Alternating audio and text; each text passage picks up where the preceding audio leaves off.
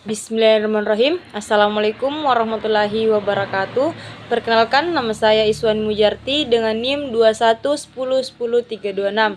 Baik, saya di sini akan menjelaskan apa itu manajemen strategi dan materi apa saja yang kita pelajari dalam manajemen strategi. Baik, kita masuk ke dalam penjelasan. Yang pertama itu manajemen strategi. Manajemen strategi ini adalah suatu cara untuk mengendalikan organisasi secara efektif dan efisien sehingga tujuan dan sasarannya tercapai. Kemudian, di dalam manajemen strategi ada beberapa sasaran. Yang pertama itu kualitas organisasi, efisiensi penganggaran, optimalisasi sumber daya, kualitas evaluasi program dan pemantauan kinerja, serta kualitas pelaporan. Kemudian, dalam manajemen kita ketahui pentingnya manajemen strategi. Nah, pentingnya manajemen strategi ini adalah untuk mewujudkan tujuan strategi. Manajemen harus paham tentang sistem kepegawaian, keuangan, struktur, dan perangkat lainnya yang dibutuhkan untuk mencapai tujuan. Kemudian ada analisis SWOT.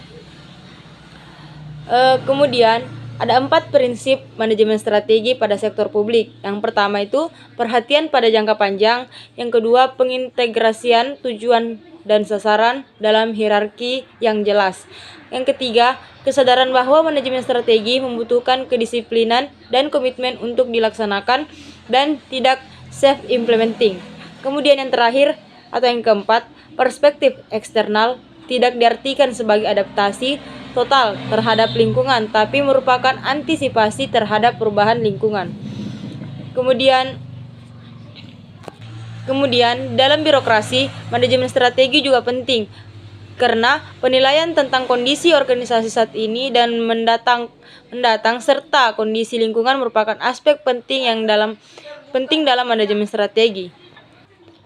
Kemudian di dalam manajemen strategi juga memiliki beberapa hambatan. Yang pertama itu ada hambatan visi.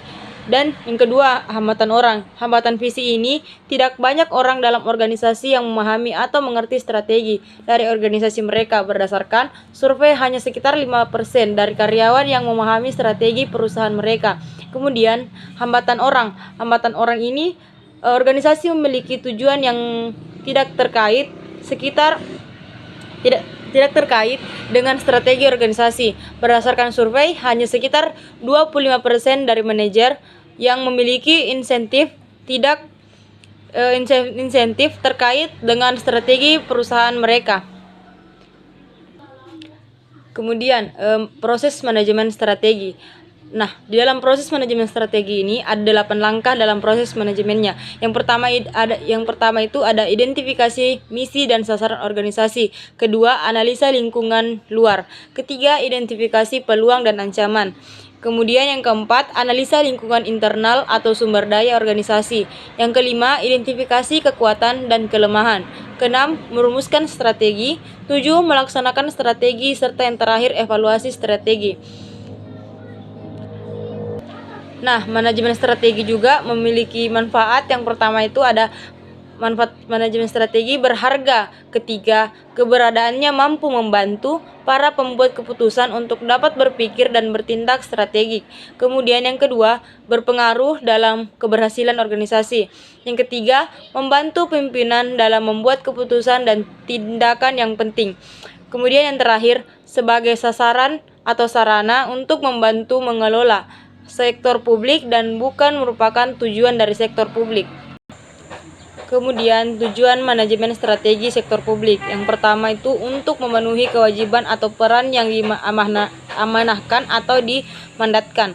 Kemudian yang kedua untuk melegitimasi atau menjustifikasi keberadaan instansi dan permohonan anggaran. Yang terakhir untuk meningkatkan kualitas pelayanan kepada publik. Adapun tim yang terlibat dalam perencanaan perencanaan strategi. Yang pertama itu ada direktur. Direktur ini memberikan kepemimpinan yang diperlukan untuk menciptakan visi, mendefinisikan misi, dan menyatakan prinsip-prinsip organisasi. Yang kedua itu tim manajemen eksekutif. Nah, tim ini mereka yang memiliki pengetahuan tentang pelayanan dan area fungsional yang dapat berkontribusi mengembangkan visi lingkungan organisasi, misi, prinsip-prinsip, serta membantu menetapkan sasaran lingkungan organisasi dan memantau kemauan dan hasil-hasil secara menyeluruh. Tim yang terakhir itu ada perencanaan strategi. Tim ini memberikan koordinasi, jadwal, dan alat-alat untuk manajemen strategi. Kemudian kita masuk ke materi tentang rincian objek terawang berupa kekuatan dan kelemahan. Di dalam rincian objek ini ada tentang ruang lingkup dan fungsi organisasi. Kemudian rincian objek terawang berupa kekuatan dan kelemahan. Dia ini meliputi tentang aspek organisasi. Kemudian rincian objek terawang berupa kekuatan dan kelemahan kemudian itu tentang aspek fiskal. Nah, yang terakhir itu ada tentang rincian objek terawang berupa kekuatan dan kelemahan, yaitu data dasar atau database. Itulah tadi penjelasan materi yang sempat saya jelaskan. Lebih dan kurangnya mohon dimaafkan, dan saya akhiri wabillahi taufiq wal hidayah. Wassalamualaikum warahmatullahi wabarakatuh.